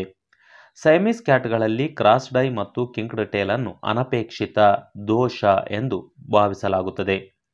ಸೆಲೆಕ್ಟಿವ್ ಬ್ರೀಡಿಂಗ್ನ ಪರಿಣಾಮ ಇಂದು ಕ್ರಾಸ್ಡ್ ಐ ಮತ್ತು ಕಿಂಕ್ಡ್ ಟೇಲ್ ಹೊಂದಿದ ಸೈಮೀಸ್ಗಳು ವಿರಳ ಎಂದು ಹೇಳಬಹುದು. ಸೈಮೀಸ್ಗಳ ದೇಹ ಮುಖರಚನೆಯ ಆಧಾರದ ಮೇಲೆ ಅವುಗಳಲ್ಲಿ ಎರಡು ಬಗೆಗಳನ್ನು ಗುರುತಿಸಲಾಗಿದೆ.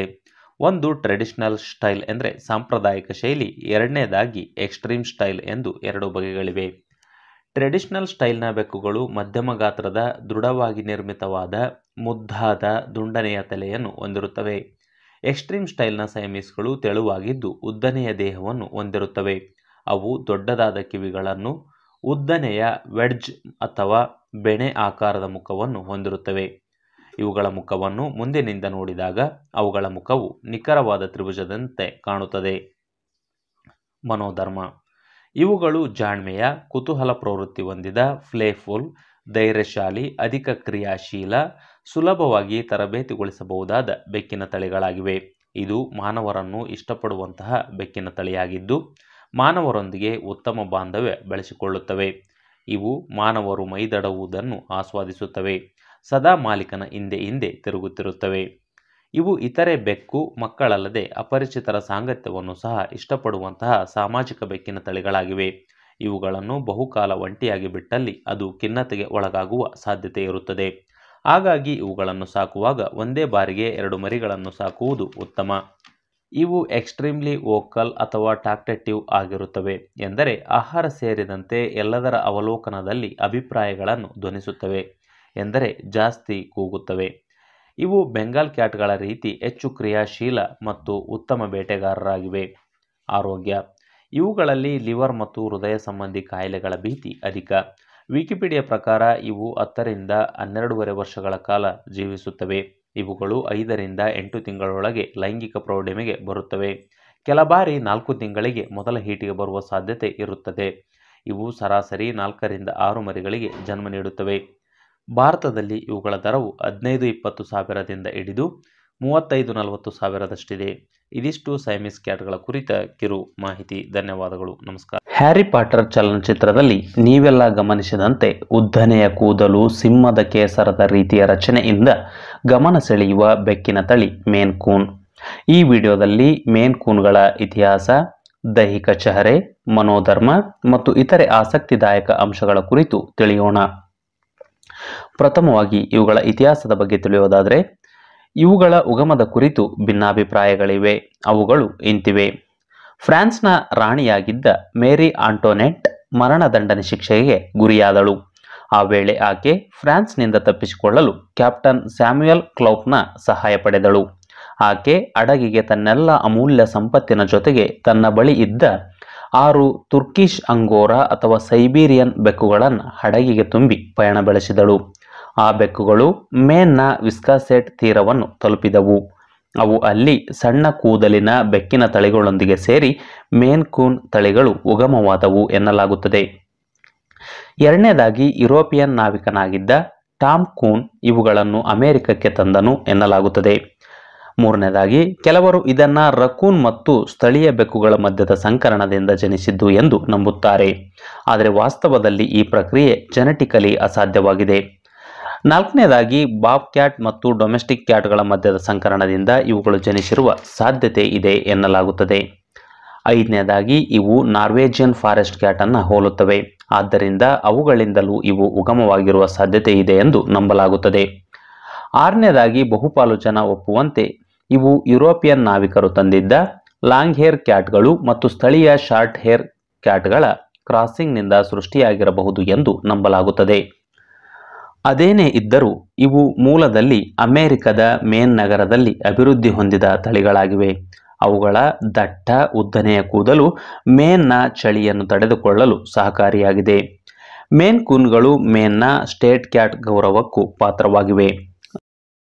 ದೈಹಿಕ ಚಹರೆ 1980ರ ಸುಮಾರಿನಲ್ಲಿ ಸವನ್ನಾ ತಳಿ ಪರಿಚಿತವಾಗುವವರೆಗೂ ಮೇನ್ ಕೂನ್ಗಳು ಅತಿದೊಡ್ಡ ಸಾಕುಬೆಕ್ಕುಗಳೆಂಬ ಕೀರ್ತಿ ಪಡೆದಿದ್ದವು. ಆದಾಗ್ಯೂ ಇಂದಿಗೂ ಕೂಡ ಇವುಗಳು ಅತಿದೊಡ್ಡ ನಾನ್ ಹೈಬ್ರಿಡ್ ಡೊಮೆಸ್ಟಿಕ್ ಕ್ಯಾಟ್ ಎಂದು ಗುರುತಿಸಿಕೊಳ್ಳುತ್ತವೆ. ಕಾರಣ ಇವು ಸರಾಸರಿ 10 ರಿಂದ 16 ಇಂಚು ಎತ್ತರವನ್ನು ಹೊಂದಿರುತ್ತವೆ. ಇವು ಗರಿಷ್ಠ 36 ಇಂಚಿನವರೆಗೂ ಉದ್ದ ಬೆಳೆಯಬಲ್ಲವು. ಇವುಗಳಲ್ಲಿ ಗಂಡು 5.9 ರಿಂದ 8.2 ಕೆಜಿ, ಹೆಣ್ಣು 3.6 ರಿಂದ 5.4 ಕೆಜಿ ತೂಕ ಹೊಂದಿರುತ್ತವೆ. ಇವು ಯಾವುದೇ ಕಲರ್ ಅಥವಾ ಕಲರ್ ಪ್ಯಾಟರ್ನ್ನಲ್ಲಿ ಕಂಡುಬರುತ್ತವೆ. ಇವುಗಳು long double layered thick coat ಅನ್ನು ಹೊಂದಿರುತ್ತವೆ. ಇವುಗಳ ಪಾದದ ಪ್ಯಾಡ್ನ ಸಂಧಿಯ ನಡುವೆ ಉದ್ದನೆಯ ಕೂದಲು ಬೆಳೆಯುತ್ತವೆ. ಅದು ಹಿಮದ ಮೇಲೆ ನಿಲ್ಲಲು ಪ್ಯಾಡ್ಗಳಿಗೆ ಚಳಿ ತಾಗದಂತೆ ರಕ್ಷಣೆ ನೀಡಲು ನೆರವಾಗುತ್ತದೆ. ಇವು ಬಲಶಾಲಿ ಮೂಳೆ ಸ್ನಾಯುಗಳಿಂದ ಕೂಡಿದ ತಳಿಗಳಾಗಿವೆ. ಇವು ಪಾಲಿಡಾಕ್ಟೈಲ್ಗಳಾಗಿವೆ, ಎಂದರೆ ಹೆಚ್ಚುವರಿ ಕಾಲ್ಬೆರಳುಗಳನ್ನು ಹೊಂದಿರುತ್ತವೆ. 50% ಮೇನ್ ಕೂನ್ಗಳಲ್ಲಿ ಹೆಚ್ಚುವರಿ ಕಾಲ್ಬೆರಳುಗಳನ್ನು ಕಾಣಬಹುದು. ಈ ಬೆರಳುಗಳು ಹಿಮದ ಮೇಲೆ ನಡೆಯಲು, ಹಿಲಿ ಹಿಡಿಯಲು ಮತ್ತು ಹಡಗುಗಳಲ್ಲಿ ನಡೆಯಲು ನೆರವಾಗುತ್ತದೆ. ಮನೋಧರ್ಮ: ಇದೊಂದು ಶಾಂತ, ಹಚ್ಚಿಕೊಳ್ಳುವ ಗುಣ ಹೊಂದಿದ, ಆಟವಾಡುವ ಗೀಳು ಹೊಂದಿದ ಬೆಕ್ಕಿನ ತಳಿಯಾಗಿದೆ. ಇದು 3-4 ವರ್ಷಕ್ಕೆ ಅಡಲ್ಟ್ಹುಡ್ ಎಂದರೆ ಪ್ರೌಢಿಮೆಗೆ ಬರುತ್ತೆ. ಇದು ಪ್ರೌಢ ವಯಸ್ಸಿಗೆ ಬಂದ ನಂತರವೂ ಪ್ಲೇಫುಲ್ ಆಗಿರುತ್ತದೆ. ಇದು ಕುಟುಂಬ ಸದಸ್ಯರನ್ನು ಪ್ರೀತಿಸುತ್ತದೆ, ಸದಾ ಅವರನ್ನು ಹಿಂಬಾಲಿಸುತ್ತದೆ. ಅವರು ಮೈದಡುವುದನ್ನು ಇಷ್ಟಪಡುತ್ತದೆ. ತನ್ನ ಮಾಲೀಕರೊಂದಿಗೆ ಹೊರ ಜಗತ್ತನ್ನು ಅನ್ವೇಷಿಸಲು ಬಯಸುತ್ತದೆ. ಹಾಗಾಗಿ ಇದನ್ನು ಉತ್ತಮ ಫ್ಯಾಮಿಲಿ ಪೆಟ್ ಎಂದು ಕರೆಯಬಹುದು. ಈ ಶಾಂತ ಜೀವಿಯಲ್ಲಿ ಪ್ರಾಂತೀಯತೆ ಮನೋಭಾವವಿಲ್ಲ, ಆಕ್ರಮಣಕಾರಿ ಧೋರಣೆ ಇರುವುದಿಲ್ಲ. ಹಾಗಾಗಿ ಇದಕ್ಕೆ ಜೆಂಟಲ್ ಜೈಂಟ್ ಎಂದರೆ ಸೌಮ್ಯ ದೈತ್ಯ ಎಂದು ಕರೆಯಲಾಗುತ್ತದೆ. ಇದು ಇತರೆ ಬೆಕ್ಕುಗಳಂತೆ ಎತ್ತರದ ಸ್ಥಳಗಳಲ್ಲಿ ವಿರಮಿಸುವುದಕ್ಕಿಂತ ಜಾಸ್ತಿ ನೆಲದ ಮೇಲೆ ಮಲಗಲು ಹೆಚ್ಚಿನ ಆದ್ಯತೆ ಕೊಡುತ್ತದೆ. ಇವುಗಳು ಎನರ್ಜೆಟಿಕ್ ಕ್ಯಾಟ್ಗಳಾಗಿದ್ದು ಚೆನ್ನಾಗಿ ಇಲಿ ಹಿಡಿಯಬಲ್ಲ ಸಾಮರ್ಥ್ಯವನ್ನು ಹೊಂದಿವೆ. ಹಾಗಾಗಿ ಇಂದಿನ ಕಾಲದಲ್ಲಿ ಅವುಗಳನ್ನು ಹಡಗುಗಳಲ್ಲಿ ಇಲಿ ಹಿಡಿಯಲು ಸಾಕಿಕೊಳ್ಳುತ್ತಿದ್ದರು. ಕಾಳಜಿ: ಇವು ದೊಡ್ಡದಾದ ಕೋಲ್ಡ್ ರೆಸಿಸ್ಟೆಂಟ್ ಕೋಟ್ ಅನ್ನು ಹೊಂದಿದ್ದು ಔಟ್ಡೋರ್ನಲ್ಲಿ ಜೀವಿಸಬಲ್ಲ ಸಾಮರ್ಥ್ಯವನ್ನು ಹೊಂದಿವೆ. ಆದರೂ ಸಹ ಇವುಗಳನ್ನು ಇಂಡೋರ್ ಪೆಟ್ಗಳನ್ನಾಗಿ ಸಾಕಬೇಕು. ಮನೆಗಳಲ್ಲಿ ಸ್ಕ್ರ್ಯಾಚಿಂಗ್ ಪ್ಯಾಡ್ ಅಥವಾ ಪೋಸ್ಟ್ಗಳನ್ನು ಅಳವಡಿಸಿದರೆ ಅವುಗಳ ಉಗುರು ಜಾಸ್ತಿ ಉದ್ದ ಬೆಳೆಯುವುದಿಲ್ಲ. ಇವುಗಳಿಗೆ ಇಂಟರ್ಯಾಕ್ಟಿವ್ ಟಾಯ್ಸ್ಗಳನ್ನು ನೀಡಬೇಕು. ಇವು ಲಾಂಗ್ ಡಬಲ್ ಕೋಟ್ ಹೊಂದಿರುವುದರಿಂದ ವಾರಕ್ಕೆ 2-3 ಬಾರಿ ಬ್ರಷಿಂಗ್ ಮಾಡಬೇಕು. ಇವುಗಳಿಗೆ ನಿಯಮಿತವಾಗಿ ಸ್ನಾನ ಮಾಡಿಸಬೇಕು. ಇವುಗಳು ನೀರನ್ನು ಇಷ್ಟಪಡುತ್ತವೆ. ಇವು ಉತ್ತಮ ಈಜುಗಾರರು ಹೌದು. ಇದರಿಂದಾಗಿ ಅವುಗಳಿಗೆ ಸ್ನಾನ ಮಾಡಿಸುವುದು ಅಷ್ಟೇನು ಶ್ರಮದಾಯಕ ಎನಿಸಲಾರದು. ಆರೋಗ್ಯ: ಇವುಗಳಲ್ಲಿ ಆನುವಂಶಿಕವಾಗಿ ಹಿಪ್ ಡಿಸ್ಪ್ಲೇಷಿಯಾ, ಸ್ಪೈನಲ್ ಮಸ್ಕ್ಯುಲರ್ ಆಟ್ರೋಫಿಯಂತಹ ಕಾಯಿಲೆಗಳು ಬಾಧಿಸಬಹುದು. ಸಾಮಾನ್ಯವಾಗಿ ಇದು ಆರೋಗ್ಯಕರ ತಳಿಯೇ ಆದರೂ ಇತರೆ ತಳಿಗಳಿಗಿಂತ ಇದರ ಜೀವಿತಾವಧಿ ತುಂಬ ಕಡಿಮೆ ಎನ್ನಬಹುದು. ಇವು ಸರಾಸರಿ 12 ರಿಂದ 13 ವರ್ಷ ಜೀವಿತಾವಧಿಯನ್ನು ಹೊಂದಿರುತ್ತವೆ. ಸಂತಾನೋತ್ಪತ್ತಿ: ಇವು ಸಾಮಾನ್ಯವಾಗಿ 5 ರಿಂದ 6 ತಿಂಗಳ ಅವಧಿಯಲ್ಲಿ ಮೊದಲು ಹೀಟಿಗೆ ಬರುತ್ತವೆ. ಇವು ನಿಧಾನಗತಿಯ ಬೆಳವಣಿಗೆಯ ದರವನ್ನು ಹೊಂದಿರುತ್ತವೆ. ಇವು ಪೂರ್ಣ ಎತ್ತರ ತಲುಪಲು 3 ರಿಂದ 5 ವರ್ಷ ಬೇಕಾಗಬಹುದು. ಇವು ಸರಾಸರಿ 4 ರಿಂದ 5 ಮರಿಗಳನ್ನು ಹಾಕುತ್ತವೆ. ಅಮೆರಿಕದಲ್ಲಿ ಇವುಗಳ ದರ $800 ರಿಂದ $2000 ಭಾರತೀಯ ಮಾರುಕಟ್ಟೆಯಲ್ಲಿ ದರಗಳು 15,000 ದಿಂದ ಶುರುವಾಗುತ್ತವೆ. ಬೆಕ್ಕುಗಳ ಕುರಿತ ಇತರೆ ಮಾಹಿತಿಗಾಗಿ ಕೆಳಗಿನ ಡಿಸ್ಕ್ರಿಪ್ಷನ್ ನೋಡಿ.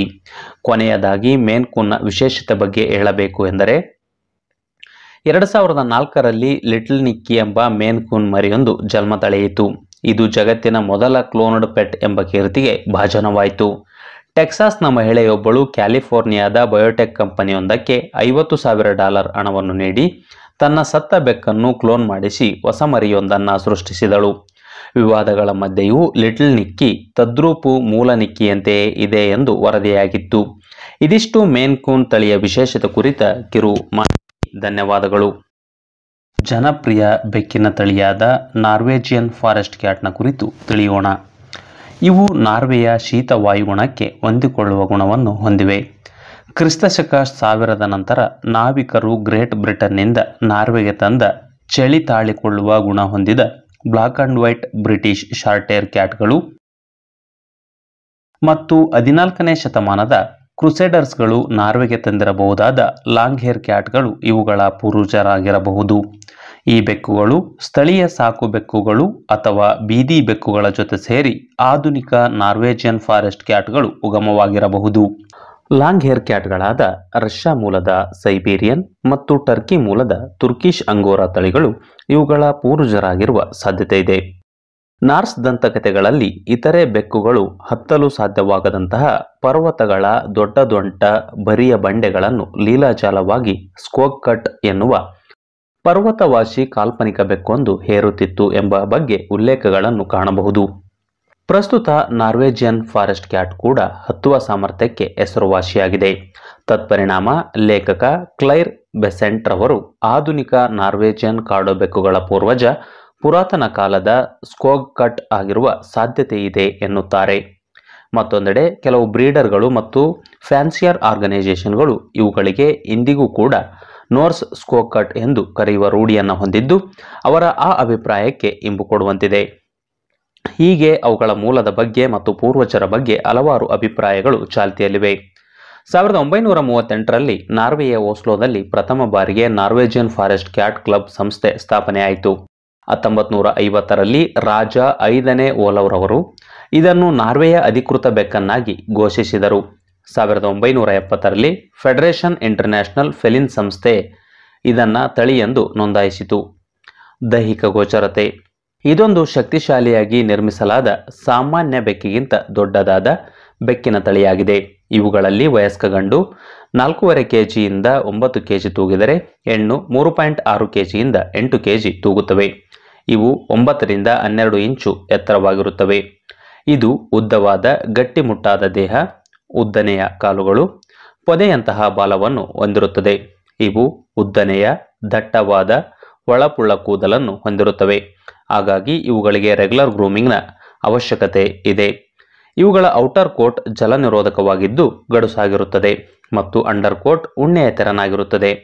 ದಟ್ಟವಾದ ಅಂಡರ್ ಕೋಟ್ ಮತ್ತು ಜಲ ನಿರೋಧಕ ಔಟರ್ ಕೋಟ್ಗಳು ಅವುಗಳಿಗೆ ದುಸ್ತರವಾದ ಸ್ಕ್ಯಾಂಡಿನೇವಿಯನ್ ಹವಾಮಾನದಲ್ಲಿ ಬದುಕುಳಿಯಲು ಸಹಕಾರಿಯಾಗಿವೆ. ಇವುಗಳ ತಲೆಯು ಸಮಬಾಹು ತ್ರಿಭುಜಾಕಾರದಲ್ಲಿರುತ್ತದೆ. ಮೂತಿ ಮಧ್ಯಮ ಉದ್ದವಾಗಿರುತ್ತದೆ. ಯಾವುದೇ ವರ್ಣದ ಬಾದಾಮಿ ಆಕಾರದ ಕಣ್ಣುಗಳನ್ನು ಇವು ಹೊಂದಿರುತ್ತವೆ. ಇವುಗಳು ಬಹಳ ಬಲಶಾಲಿಯಾದ ಉಗುರುಗಳನ್ನು ಹೊಂದಿದ್ದು ಇದರಿಂದಾಗಿ ಇವು ಬಂಡೆಗಳನ್ನು ಸಹ ಏರಬಲ್ಲ ಸಾಮರ್ಥ್ಯವನ್ನು ಹೊಂದಿವೆ. ಮನೋಧರ್ಮ: ಇವು ಫ್ರೆಂಡ್ಲಿ, ಇಂಟೆಲಿಜೆಂಟ್ ಮತ್ತು ಸಾಮಾನ್ಯವಾಗಿ ಜನರೊಂದಿಗೆ ಉತ್ತಮವಾಗಿರುತ್ತವೆ. ಇವು ಅಧಿಕ ಶಕ್ತಿಯ ಮಟ್ಟವನ್ನು ಹೊಂದಿರುತ್ತವೆ. ಇವು ಕುಟುಂಬದ ಭಾಗವಾಗಿ ಆನಂದಿಸುತ್ತವೆ. ಆಟವಾಡಲು ಇಷ್ಟಪಡುವಂತಹ ಸಂವೇದನಾತ್ಮಕ ಬೆಕ್ಕುಗಳಾಗಿವೆ. ಇವು ವಿವಿಧ ಪಿಚ್ನ ಚಿರ್ಪಿಂಗ್ ಸದ್ದನ್ನು ಹೆಚ್ಚಾಗಿ ಮಾಡುತ್ತವೆ. ಇವುಗಳಲ್ಲಿ ಹೃದಯ ಮತ್ತು ಕಿಡ್ನಿ ಸಮಸ್ಯೆಗಳ ಭೀತಿ ಇರುತ್ತದೆ. ಇವು 12 ರಿಂದ 16 ವರ್ಷ ಜೀವಿತಾವಧಿಯನ್ನು ಹೊಂದಿರುತ್ತವೆ. ಭಾರತದಲ್ಲಿ ಇವುಗಳ ದರವು 45 ರಿಂದ 60 ಸಾವಿರದಷ್ಟಿದೆ. ಇದಿಷ್ಟು ನಾರ್ವೇಜಿಯನ್ ಫಾರೆಸ್ಟ್ ಕ್ಯಾಟ್ ಕುರಿತ ಕಿರು ಮಾಹಿತಿ. Thank you. ಧನ್ಯವಾದಗಳು. ನಮಸ್ಕಾರ. ಈ ವಿಡಿಯೋದಲ್ಲಿ ನಾವು ರಾಗ್ಡಾಲ್ ತಳಿಯ ಕುರಿತು ಸಂಕ್ಷಿಪ್ತವಾಗಿ ತಿಳಿಯೋಣ. 1960ರ ದಶಕದಲ್ಲಿ ಯಾನ್ ಬೇಕರ್ ಎಂಬ ಮಹಿಳೆ ನಾನ್ ಪೆಡಿಗ್ರಿ ಎಂದರೆ ವಂಶಾವಳಿ ಹಿನ್ನೆಲೆ ತಿಳಿಯದ ಜೋಸೆಫಿನ್ ಎಂಬ ಉದ್ದ ಕೂದಲಿನ ಬಿಳಿಯ ಸಾಕು ಬೆಕ್ಕನ್ನು ಹೊಂದಿದ್ದಳು. ಅದು ಬಹುಶಃ ಅಂಗೋರಾ ಅಥವಾ ಪರ್ಷಿಯನ್ ಕ್ಯಾಟ್ ಆಗಿರುವ ಸಾಧ್ಯತೆ ಇದೆ.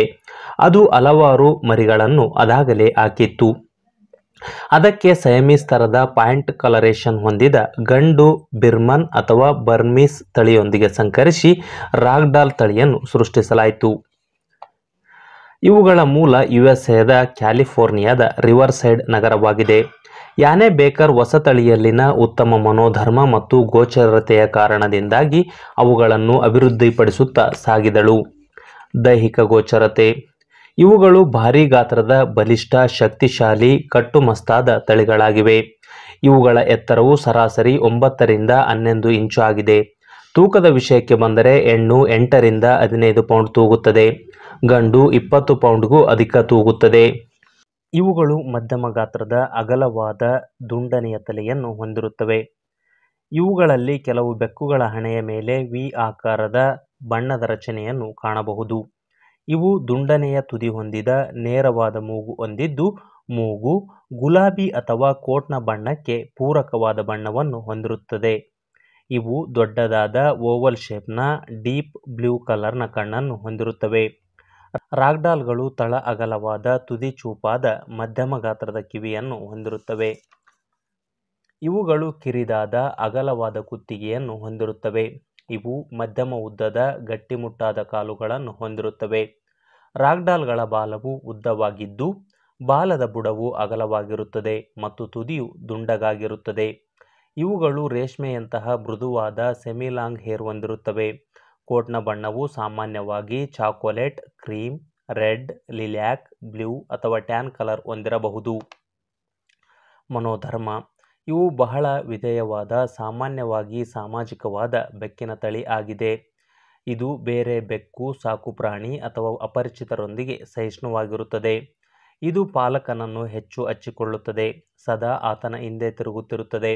ಹಾಗಾಗಿ ಇದಕ್ಕೆ ಡಾಗ್ ಲೈಕ್ ಕ್ಯಾಟ್ ಅಥವಾ ಪಪ್ಪಿ ಲೈಕ್ ಕ್ಯಾಟ್ ಎಂದರೆ ನಾಯಿ ತರದ ಬೆಕ್ಕು ಎಂದು ಕರೆಯಲಾಗುತ್ತದೆ.